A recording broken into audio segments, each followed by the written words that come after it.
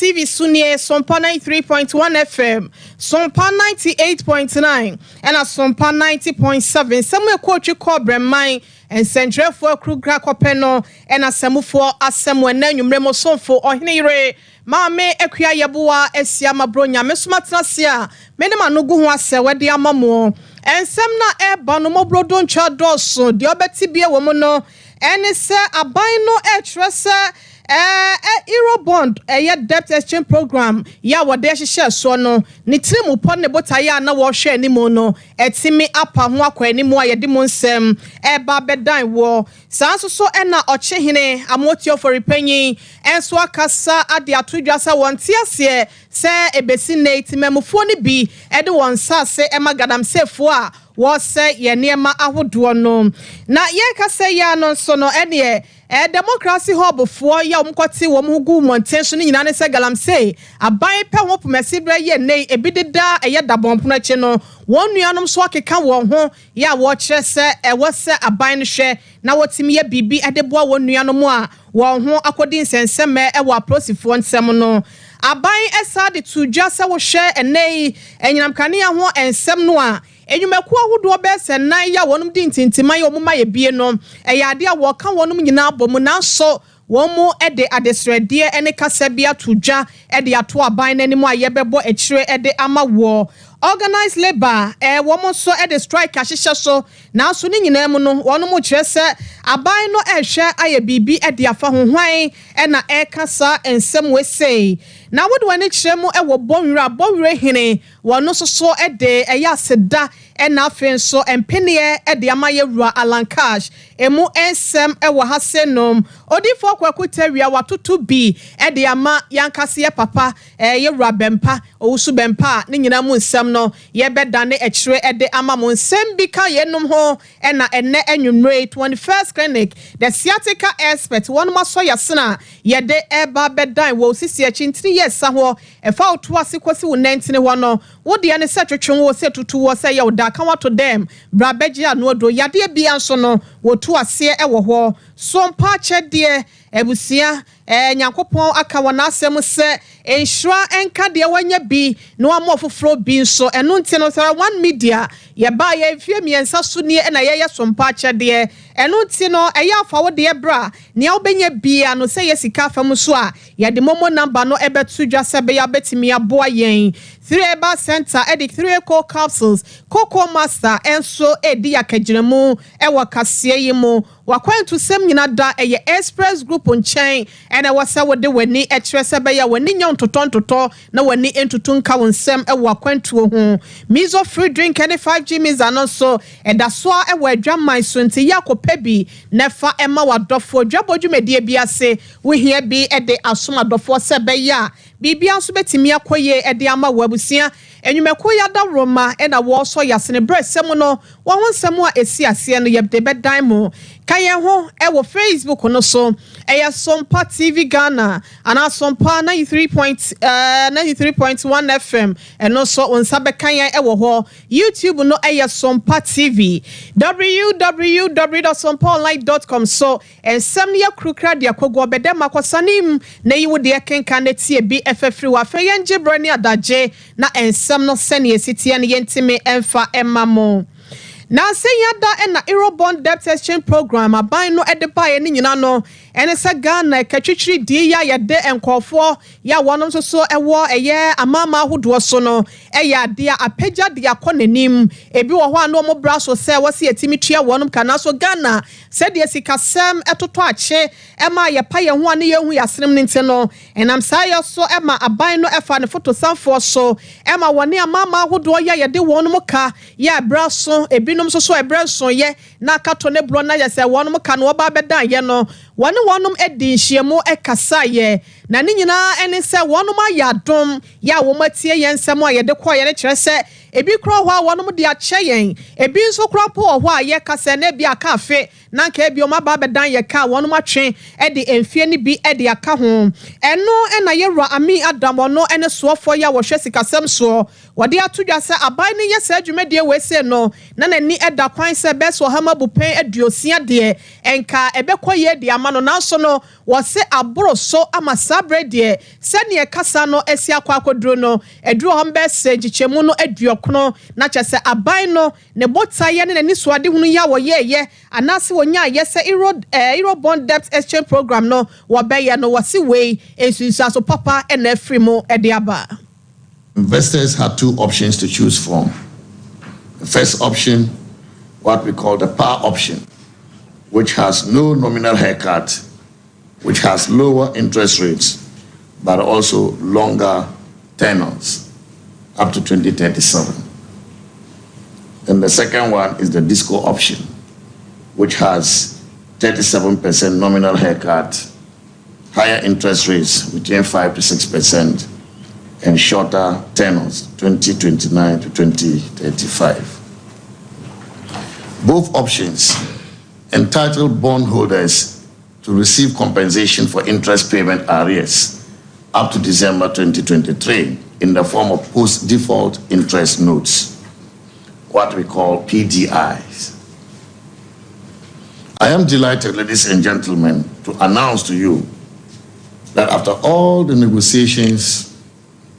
we have achieved an overwhelming success. We obtained more than 98% consent, which is significantly higher than the 65% threshold from bondholders following the launch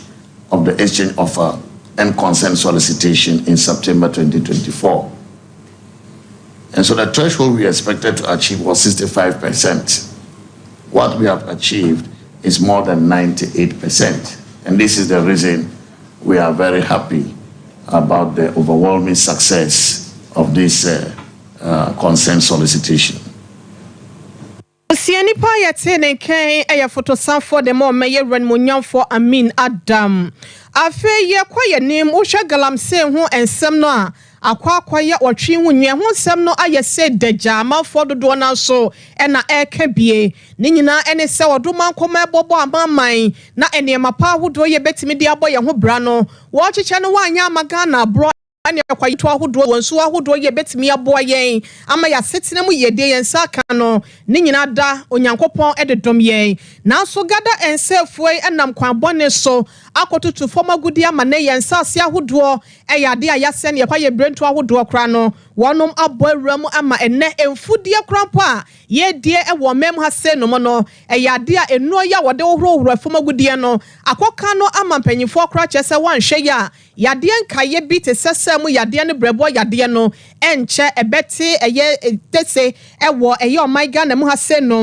ne no enam sayo so ama mpanyifo dodo na ena kasa se aban no ebre no ani ebre na du akato ne bro na adankwa akufo ado asore e de efra konwa so na so wo ba no entamu a wo kan ye se nsuo mu awiem obegina pintin na pod na konwa no ato so kwan ye obefo so a obetu galamsa asebia no watimi atu ase no wo kyerese ade no enya enum pempen so a wo hwehwe nte no enkebe ya wo ma ne hom ne so na wontimi entu ase na no ena achiman hene anasa achimebo akwa traditional council no penyi pa ya wono ena wotua no wasai ede ochehene amotia ofori penyi wono so ede atodwa enhwese kwan bi so no eya na wonte ase yese wonsomo no woni nipa enya aban ne nkwa ne den sase manananom enne nipa ahodo tememufo a wonom wonsase no wo mu na ya na dane sansase di magadam sefo enti wa wo hwe ne ma ahodo ya galam sefo eye o my Ghana ama enne enso okura kwa atwe ede ama adehye binumu a wonte ase ase yeguso ade yensase no ema galam sefo ema wo se ya brabo yenkwotie osagefo amotia ofori penyin wa bra wode ensemu yi atudwa se na yakada no uju la so ye ni yi ya uhuru mebri musu adi baba no mu so bia uti odor kokofo sika antentem ti osukokofo no ma to ma mine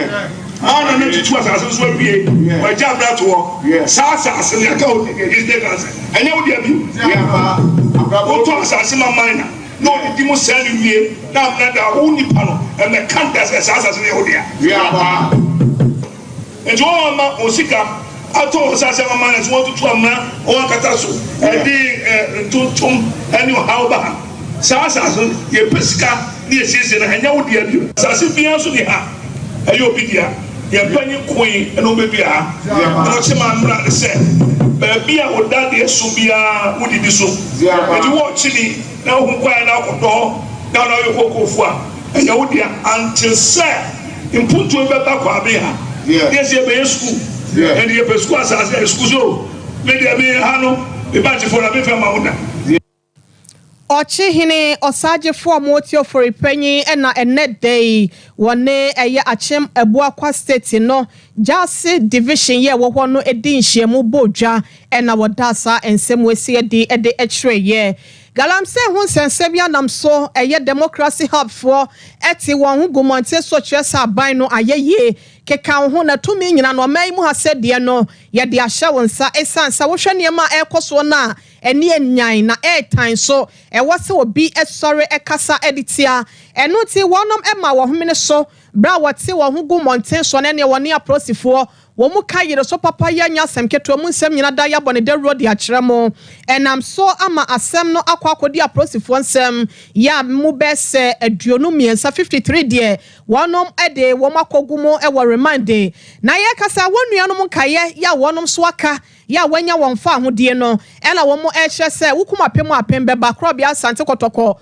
wonom so gano no ene ese wo mugina mu ano no kopem se se nipa ya che wonom e de akopro station akoda remind no aban no ebeyi wonom no enya ade a won so bete won ho asenti nansa ena wate won ho se wode gumonten so no aye kire e de atia wo mu nuanom a sabre ya ye kase no ye de wo makogu aprosifo kokomai na bra na oye kire no ekoso no ena wonom kire se enye nipa ena wasa wo sai no enye democracy ho abofo na wasa wotu ani dio edisi wo mo so se bia wo se wonom abrabo nemom so wa ade papa bi esai no na wa ade papa bi esi anokwan a ene ye hwe na galamse no si anokwan na bo enchiri man so edache eho ban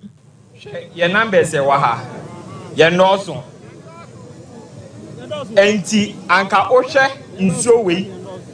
omo mu ekura ase no omo breu ye ni ho ye wo city ubio pipes si a unya nsuo papa no eti imagine say Ghana company of oman filter nsuo no ni ebie ni say ya ma efo obi efie ma gweni bebre basisi a utu fie unya nsuo papa no enti hwemfa ho say oti akra ba omo nkura ase no omo bre ona na ho no man ka by now no o kire o say nsuo enye emunye oji awo kra na unum nsuo papa kra ewo mfaso ewo effect. That is why we are saying that say no to Galamsey. This house Ebusia wonom a yati womon kan democracy hub for ya achichi makogum no wonom enuanom afeye pimokoyenim na ye wramo ewo ensem foforo mu a na nsen da aban ne de aba betu dwa sa wo hwe anyina mo hoden no kane ahodo ya yenya edifri nmaku ahodo ya omode maye no a ayese dwumedie no enhyeda nkwan ne nyina no ene se wo muti no wo mu enhyeda enkampam ho eno ti aban no asigina ye say Ghana Electricity Company of Ghana afei Buipa Authority Northern Electricity Distribution Company NETCO and afei VR no wonom ebeka wonom nyina bomo aye adwumako baako sebeya ene ebenu so a ese emia nanka wo nyina konti apam ho na adwuma ne yefa wenfa ha senom yefa nyina moden ka ne wenfa ha yefa homa we se nwura ha senom na aboa amankane ano ho nsem no etimi agina ye na so ye kase ya Senior Staff Association ewo Volta River Authority via renimo no enso e de adesrede e ma ban ne se sa aginasie ye opese wo sini de adaroma we de adabraka wonsan entwensan. The bill in its current form is not going to serve the intended purpose he was explaining, the Volta River Authority and the good people. The minister, according to the minister, there is a long-standing cabinet memo since 2017, which is calling for the merger of the Volta River Authority and the Buipa Authority, the hiving of the Volta River Authority thermal assets and ultimately sell it out, and also the merger of the ECG and that of the Northern Electricity Distribution Company, and that he he was then the deputy minister, and then he chaired the committee that put up the document for as a technical committee. So he's very much aware of the work. And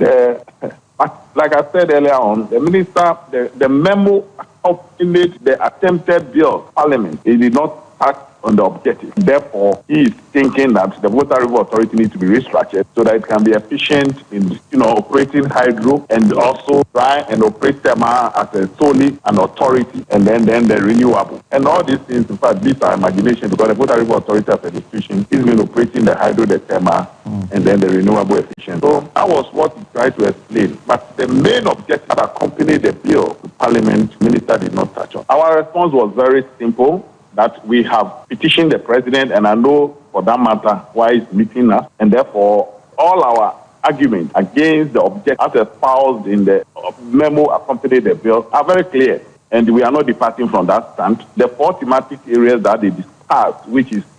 to improve efficiency, to bring in private sector participation, to reduce government financing of the state institutions, and also to make the power affordable or to the cost a little bit lower. Ebusiani okasa ye titine ni edema VRA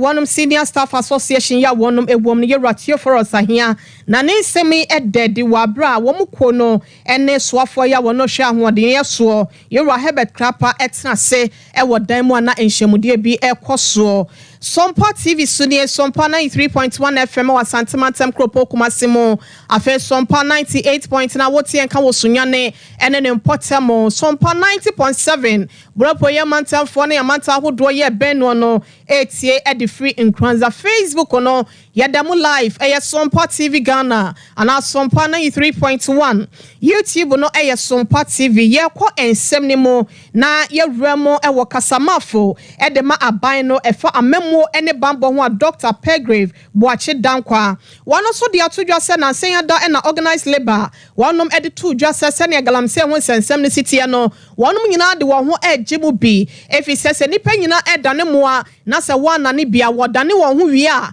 obetwa wo ho aba bechi ware eno ti wa ma ban no akosi bosumi ewo ne de to so edu se wanhwe anka sempa bi ansa amfa ho a ene obehwe ate wo ho ede agumonten so na se strike ena wo kwa wonye adwuma krampo biem na so ye kasa ya ye Boache Dankwa ababonten etwese wo gidie nu arehemu se date ya wonum ahye no enu ho koraban no ene wonum ebesi nkonwa anoba no so na tekrema edi afusane ewanumu a wo gidi se muaye papa bi ebeba wa bra strike no entime emaso. I'm very certain that organized labor will take also a very unified in this to assist with the upcoming strike. I'm aware that every single week when the president sits with his cabinet, and I know that tomorrow there's going to be a cabinet, I'm very confident that this will be one of the topical issues that will be discussed. And I'm also confident that organized labor will hear from government before the 10th of October. And I'm certain, I pray, that the strike would not need to happen, especially when government is preparing to be able to give some timelines and some responses to organized labor. That is a very difficult timing. We all feel the pressure. The threats of Galamsey affects everyone, every single Ghanaian. I mean, government definitely when there is strike, there is demonstration. There are difficult times for government, and clearly asking for very decisive decisions to be made within the shortest possible time. I looked at the letter that organized labor wrote in September, and they asked for one of the things that they asked for was a call on an emergency, a state of emergency. Then they asked for a review of the provisions in LI 2460. In terms of case, and then they ask the subsequent of stock so they can prosecute. Ebusia ene ayati ye Dr. Pergrave Boache Dankwa wono ene kasamafo edema aban ne fa memuo ene bambo ho ensemo afe ye ba santimantam asenum ne ye remo ewo bonwe wanye papa ya wote adwaso de ma de hye ya wono bonwe kro ni mo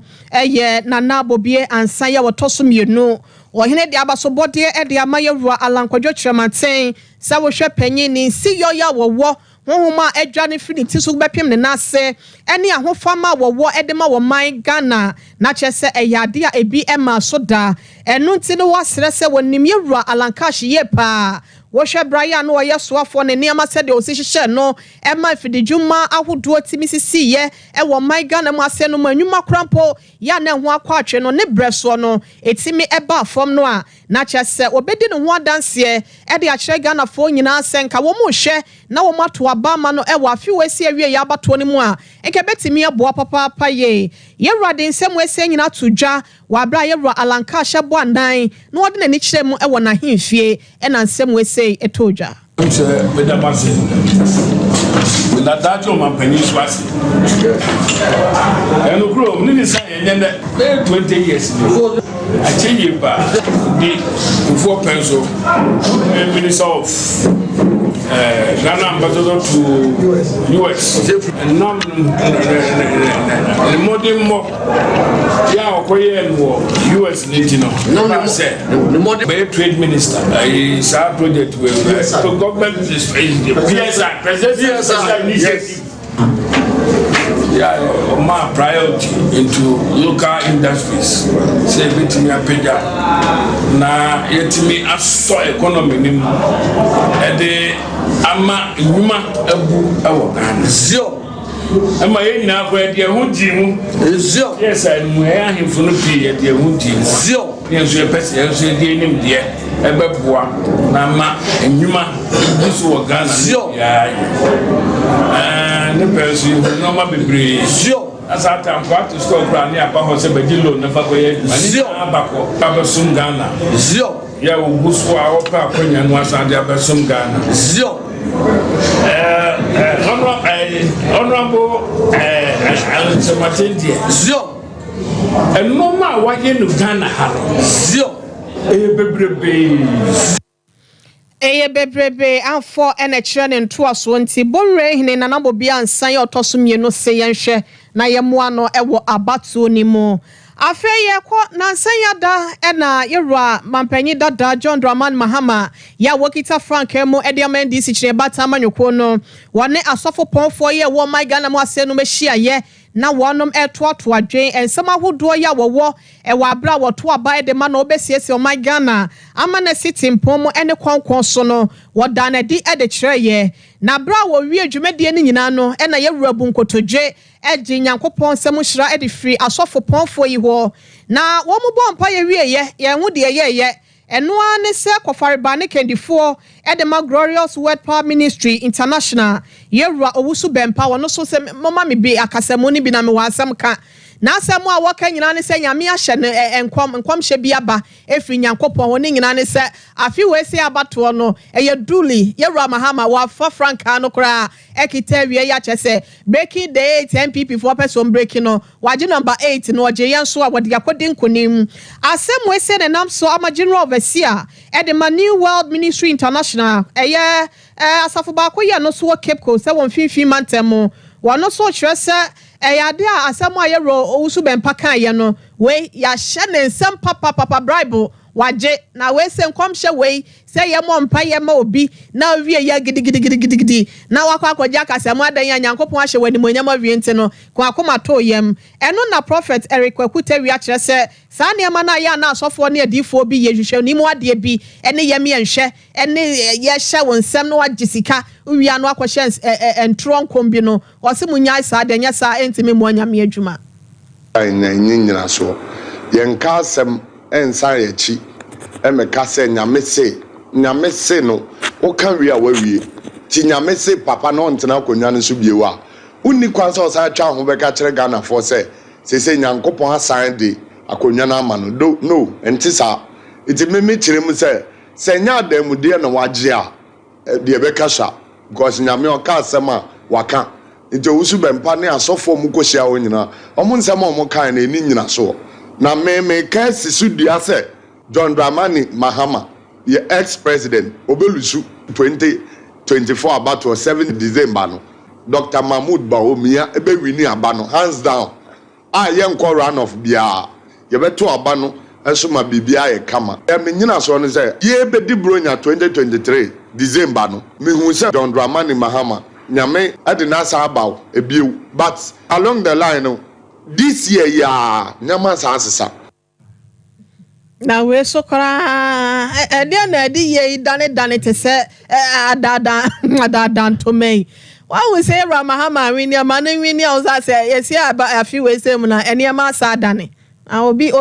attest me say dey one ne de bribe na busia we say your prophet rekwaku tewia ya dodo na efre no odifo tewia general overseer the New World Ministry International safo eno ewo mfimfin mantem Cape Coast Kroponimo na wo share afa ya basoafo abedi ekire ya wo share enwomesua so ya eba TVet no a wono na etua ho wosa ya brahye bedwani de ma de hye ya mo kwada so abato mpesua so ewa asante mantem ase no benfo Kingsley Nyakon wono so akire se na dankwa akufu ado ene ewurabawomia wo hwa memo ya besemfie so ne akire nie wonum ebu omeya ne titiru afana nyina no wobeka se wonum aye bi na so no de obetimi de nse se ne bo abo won abaso akire se enchirima ebetimi aba bete so mfaso ama wo meye dache ebeye fe enam wonum ensa no adwuma so no eye suku ensem yenko na ye Kingsley Nyakon ne ensem a wode tudwa ewo enne Sunset Hotel wabra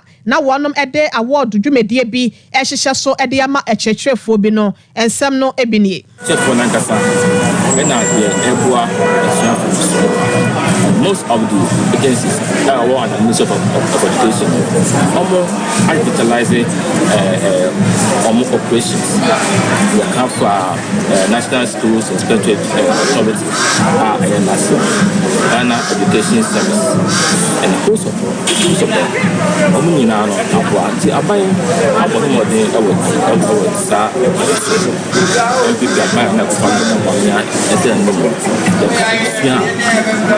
Probably a chain about Bandada. I can't fit my house once I'm a TV at once. I'm buying and I minimum casting. I'm a flower almost senior high school and senior high technical schools. About what happened for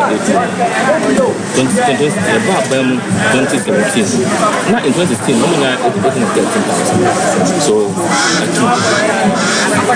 teacher for Nicobia. And I could be a buying no more buying and a man teacher for business government allowance. Teacher for any abandoned a any teacher for serving. Ebusia Onimonyan for Professor Kingsley Nyakon kwada so about some pesia so mrashebedwani na yetie na no disem no na enu achi na also free ya wotoso 9 otufo apedwa hene wono so ekogire mu edema otikra ne brawe uma so otufo se to abebi onyam kese wono so gia kasemo edansem dodo na di edichreye. Just like neptune and sea, it requires careful care, attention, and most importantly, the right conditions to grow. Without these, we would go through the system and unfortunately produce half-baked individuals, which ultimately affects society and leads to high stagnation. As we seek to enhance the next generation of Ghanaians, let us work together to ensure that the future of education in Ghana is built not on quick fixes, political programs or persuasions, but on long-lasting, well-thought-through, research-backed, teacher-driven and student-focused programs. After all, when the roots are well-watered, the tree of knowledge grows tall and strong. In my seat, may I acknowledge the Ghana Education Service, the Ministry of Education, the National Teacher Council, and all stakeholders here to award hard-working teachers. And to our esteemed teachers, I extend to you the warmest greetings of His Majesty Otufosu II, and welcome you to March throughout this week. Otumfo apedwa hene nana also efriye ya wotoso 9 ensem no echi no ena eye asante matema senom ehumesua panyi kwankyerɛ for Dr. Williams Kwame Amankra apia ono so edi say etwato people Ghanaians should have let today be remembered as one of the best days teachers, and let us also pride ourselves. Teachers are always afraid to talk about themselves. As teachers, you are doing all that you can, but when you need the students and the lawyers, operational makers in the teacher, that we are the people teaching them all. All professors can do that. Are we the teachers? Yes. So please let us pride ourselves. Let us pride and let us help each other. At least we have stress in it. Just help each other. As Honorable said, the future is in our hands. If Ghana will be derived of corruption, international, is the cost that we keep them. Murders and everything. If you take them off from the street, it's the work that we do. So please, teachers, let us pride ourselves. Let us pride ourselves that today or this weekend from 10 to 5 is our week. Let at least be Enwumesiam kwanche for penye asante mantama sen motua no ha Dr. Williams Kwame Amankrapia ena yetie no nyina no eye akyerɛkyerɛfo wɔnom so aba so bɔde adwumadie ya ene day wɔde ɛhyehyɛ so ebusia mizo free drink ne 5G mizane ye kamfo de ama osekɔ ne kɔgye bi fi se dwabɔ dwumadie bi ase no wo hia bi sa wo de be serve wo ahoho ama bibia so atimi akɔye ɛdɔm ensenie ɛdontene ya ma nsanka bi wa abla okopa bi etu aton na wo frɛ abai 0246 270221 0246 270 221 21st clinic sciatica expert de biara da ye bone de road ya kyerɛwo sɛ wonam ho a wosi wosisi ɛna meto ase twetweme manento misremu ɛne me nantiri wɔ ne nyina na ya meya megeme ho a enje mesro sciatica yade no ɛno no for ni kyerɛ mo 15 branches ne abiebie ɛwɔ mema fa na nyina nti no wodia ne sɛ wogie abai massaging treatment ekoso laboratory test ahodoɔ nyina ye bi yade nka ye free wotiri so bepem bɔwra no ɛno so ye to ase ne ama wo so ede ato na so wa wo hwehwɛ eba ne bie eba ne 0540 311 311 0540 311 311 ehwe overseas afa radio nche ho ena asante mantama se no de no wabɔ won sese Sompa chede dwumadie no asan aduru so biem bronya du ye ba be wo agenkwa no eno nti eya chede ebre ena aduru no Sompa Foundation ta one media afasa foundation yi so ama ebo akunafo eni woni biefo nyanka hodo sebe ya won so wasetene mu no bronya bre wesem ne se yedi bronya na wie no emu be ye nika na ye de chiade ama wonom eno nti ye se damani tene ne nsa no wantomo a ya na ye muso ye chinte no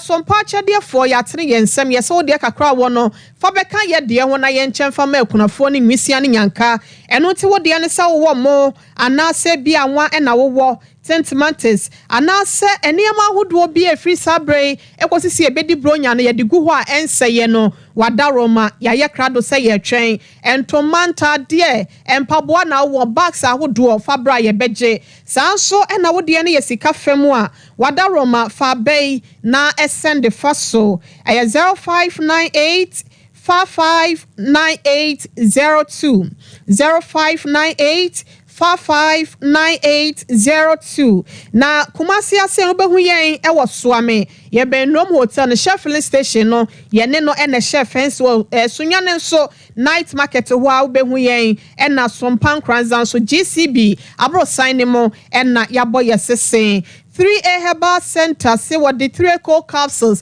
Cocoa Master na duro papa no sisi yade ene ayom tim so huna na edwane kopebi eto kopebi na ekotu na won so de akwacheche wabusuafo e wakwana heba dani heba mist heba ene apedank emiamia hodo ye to no bia no 3 Herbal Center 103 co capsules no ubenya bi na ayemtim koko ene sisi yade no de akoto ase ema no yade a wo je na enchemu bi awo ene asembia no wabi sampanyfo 0546 107 107 opese wutu kwan wa abra connection mefo enyi wusike ne yemu faso mu ani nya ototontoto wani tutu ka wonsam de ana ye kanfo express group for ede ama komase asafo labor runabout ehwo na wo behu no ne krabata ne doso enkran tama East Legon Takra desinyane tamale ne bibia ne wabo esese ne bi ewo ho ntini se wutu kwan akotu niema badwadini wo ye odisue ne anaso koye wala tu wala sa meso no afa be no afre wonom 0249 000448 0249 000448 Ebusia yenyina hasenom na yenum nsom na ye bansam no dodo na na aka ekiro ye de besom so GCB ene ya de asrafo mu se omu akoho achente no wono masole afiri ho e de ensem ene free mu eba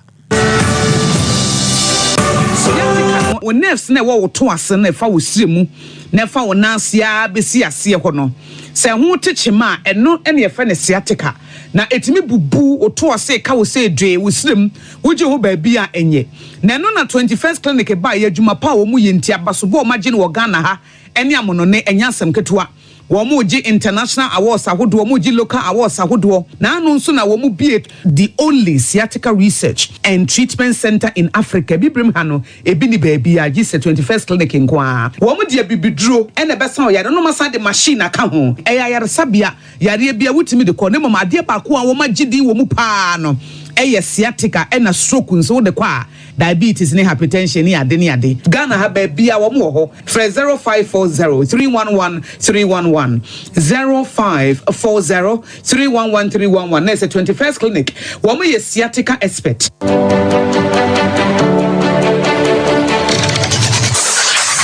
Introducing Mixer 5G Sparkling Drink, a whole new refreshment in a can. Mixer 5G is a tasty non-alcoholic drink. It is a perfect companion for all your events, including parties, weddings, and funerals. It is made with green tea, ginseng, guarana, grapes, and grapefruit. Get refreshed with Mixer 5G Sparkling Drink. For bulk purchases, contact 0246 270 221. This advert is FDA approved.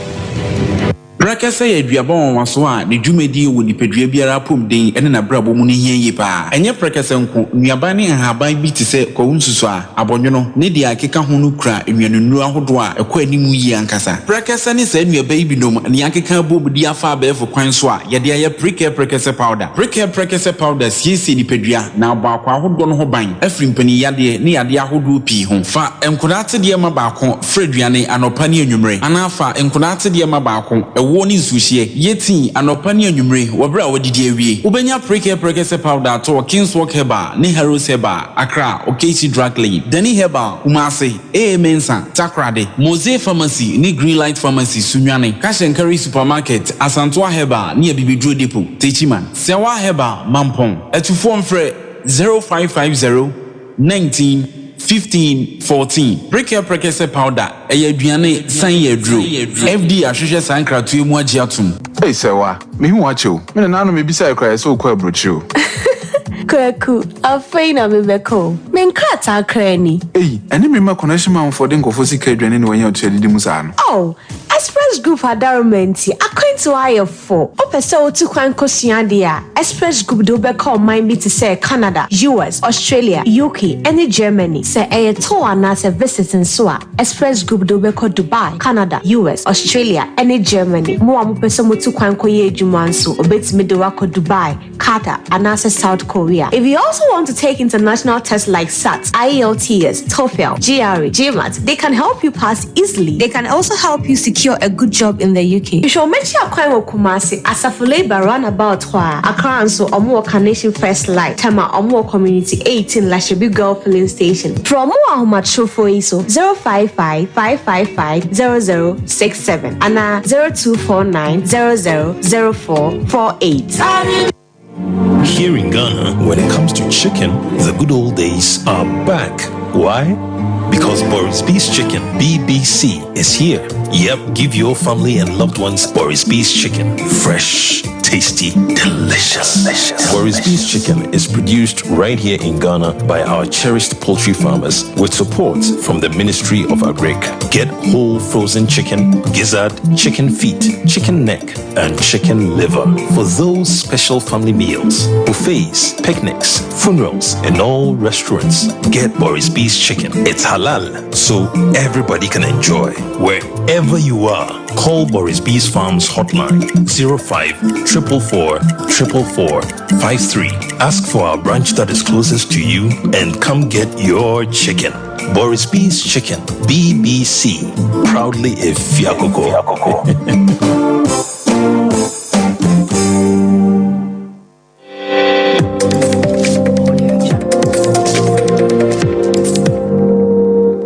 Sompa TV, Emma Akitiapa.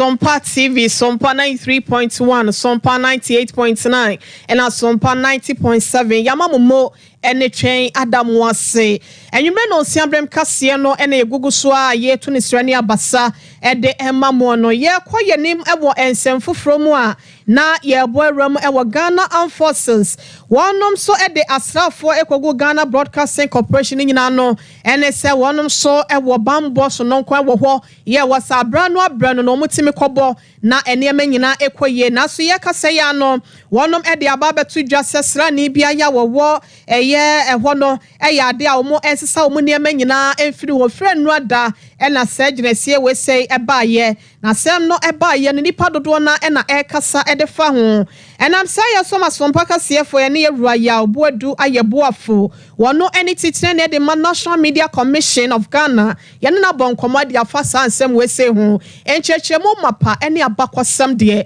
wa kire ebimo a kire pa anyene ekwambia so bise omo amatina no omo so we do na pe yina na enya bibi a so de ni bia ebe ho ban ana bibi a ekisa na oje enye nyina so mi ko so jafo a yakoma etoyem obi o ho ni mo so je no so na mi yam hihye no nti sa enkrofo bi ha o ka so mo ko GBC a akaka le so jafo ho ngibi a onko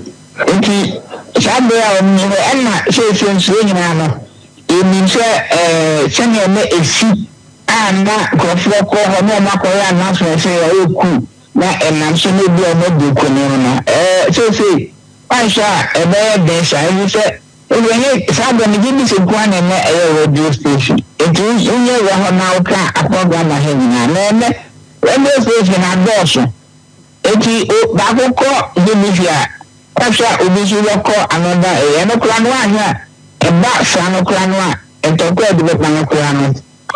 ano ebe eti eye se o ma bo ho se bi nti e bo ko ho no ense enfaso no ame wo so no se fi bi ehia so bi enti bi wa de bi am ni pa ko gu ho bi ja no ka o mi hia ni pa o bi se aka mo konkoye ejuma e ho ala tra ha bi bi asi de bia ni fi be se mi last time I feel so good kan no yese eno no mo na mu se be se omo yi omo fi ado mo ko we mu fra ya na fo be nya so ya fo no kon fa so I say anopodium on the crackpot EBC. In the fact, Oko EBC station apart from Enkran, you need this station to be how Ebusia nipa yeten nken eyetitire ni the National Media Commission of Ghana yero ayaboadu ayeboafo afeyankwa homa no so ne ne yero Samson Adai wono eba se ahodene yempensempensemu na yenhwe ne gina bie sen na niema esiti awaben ahye akwadale womo yene no etwetwe nkoba na ne nyina no eye kwakwobo ya chese aba de Free Chamber of Petroleum Consumers Copec wo se de niema esi konto kwa chene ye ya sama ne ho so ewo Israel Hamas na Lebanon potam ho no wanhwe ye besa ka ho bi ama fem go bo no akonanim ye rade wada roma woti enka nwumre yada wase am akwa abawo mejo so pacho na wona muti semira me hoye na so so erade kura ye medofo na yase ne ebani o kokobo na ekwa magana fo se wanhwe ye ne sika na wasi asade bi ka ho wa ble kofa yakọ perform go atode agu ye hya hodo mu sen na ne ma city asesi a wadaroma yo manicha atiefo anyume aya no kura o se enema miensa e ma fa ngobo koso no ba ko aka ho di ntintima pa ye adwaman so bo na adwaman so bo no ye obibi a ye friend say geopolitical effect no na mo so bo koso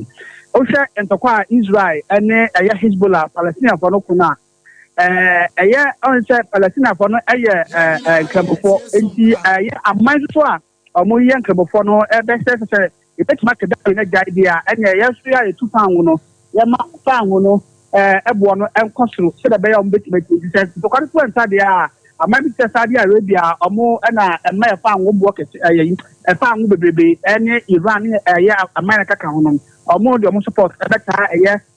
Palestine party support ni so mbeja ye fa anwo bo no mu na etima koso ye ranti sa niema wese nyina no Ghana kwakoboi hefa na yemfa ye ni entrede ba de na ebetimi aye sebe ya yesi ahodaso ene be ma niema be na ebetimi de atoto akwan mu sebe ya yenso ebetimi adada niema ni kwapem sa abra ne beba niema ebetimi aye na ye behari ye se yen hwese yesika se especially aye sidi no na ho ode no ebetimi gina bra ne because edwama so bo kosoro na dollar no so kosoro a o de kota na nimi ebuka bo ma ama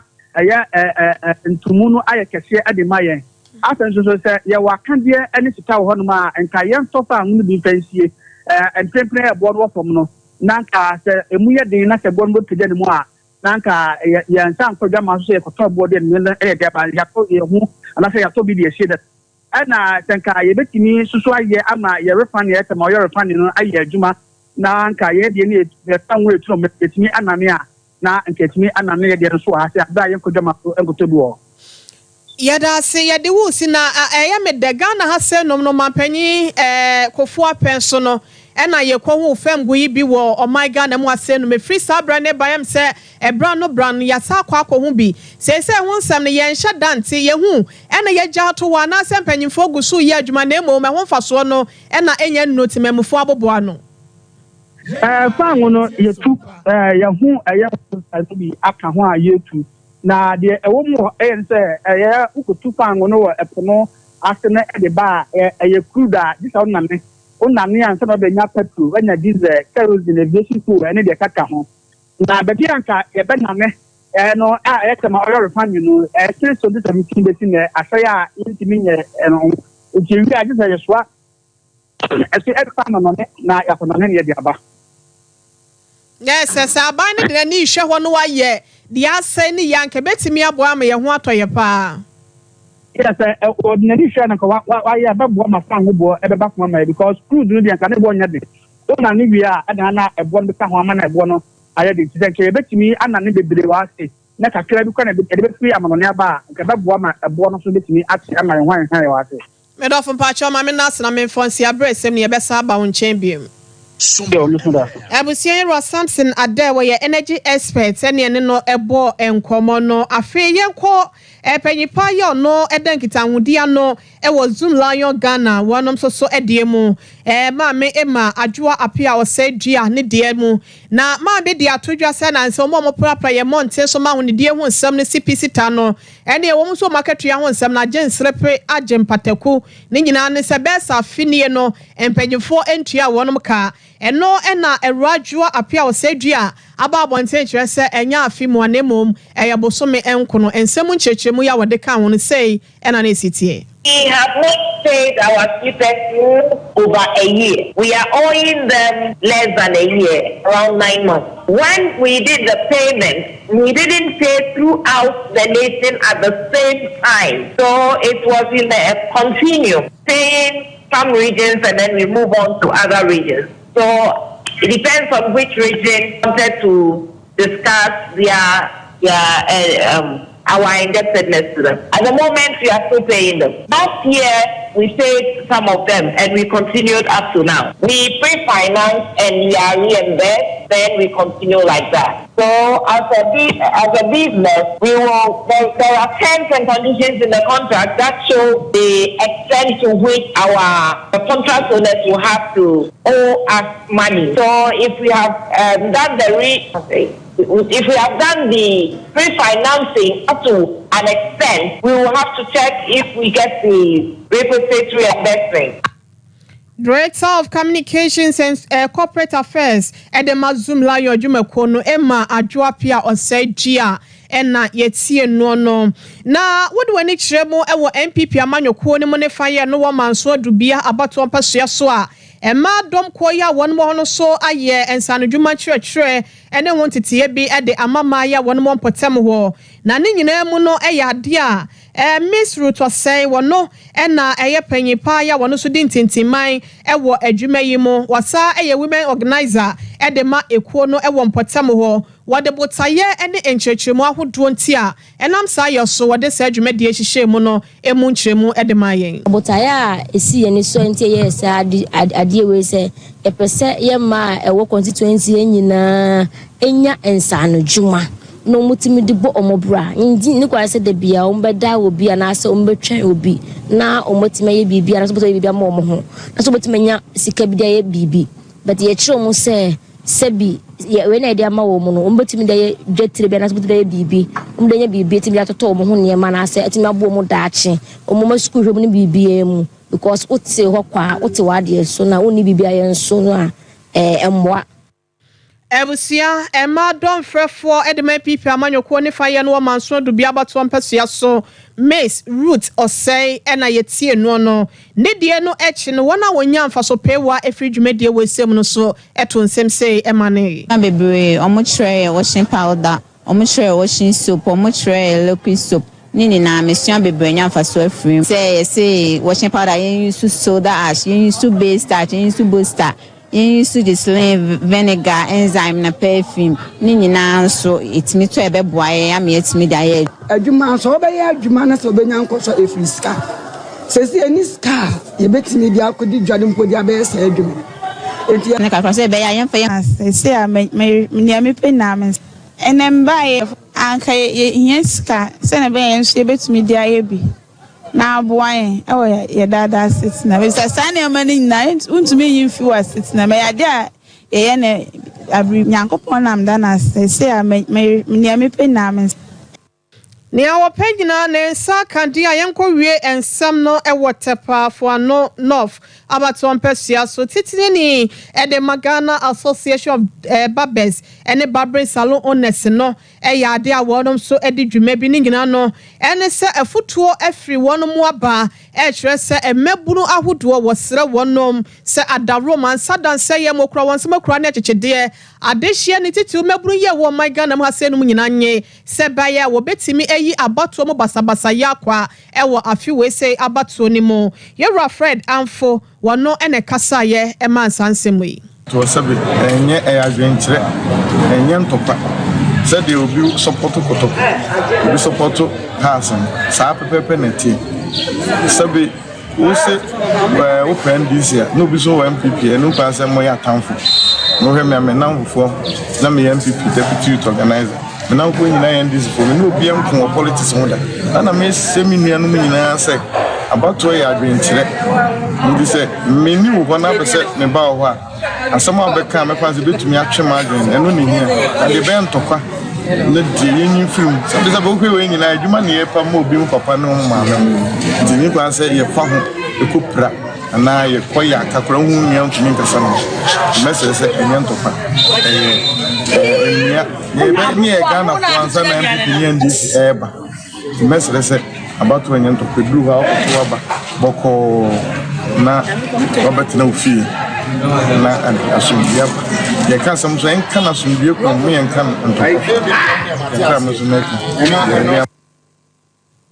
Ebusia titreni the Magana Association of Barbers and Barbering Salon Owners ne faye no tepa branch no ena wakasa yera amfo Fred ena chese dodo na friend pa Fred bra na wonom pa wonom ekoyi ho entoma ewo tepa no ena wogina so a wada sansem we se nyina di e de ekre yen abusia yase akwan wa bia ekwawie wa aboboa no yenko na yemfa asedama yera asante ebo Benedict wa bra ye sorry eno siabrem kase no so no wono ene semofo panyin akwasia so mu aso dela mesese Japan nana yere ba akopɛ wono ena etena fidie na chichinchim ne fruma ede mame ya Grace Adepa mame wono so ena edombo ya social media handles no wo share live o buzi the caption mine ene yempa wa hodo videos ni fonyi ni nyina nadaroma ena wono so eboa ya wo hwe bie na wotie bie yemfa sedane bi makukwa Veronica Jan Doni news crew ye was Sompa 93.1 kase dem kumase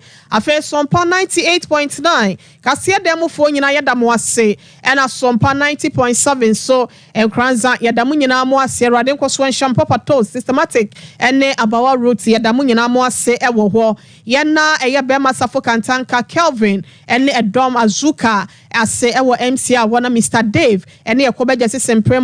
ya wonom so ewo Sompa TV MC a wono yeda wonom ase akwase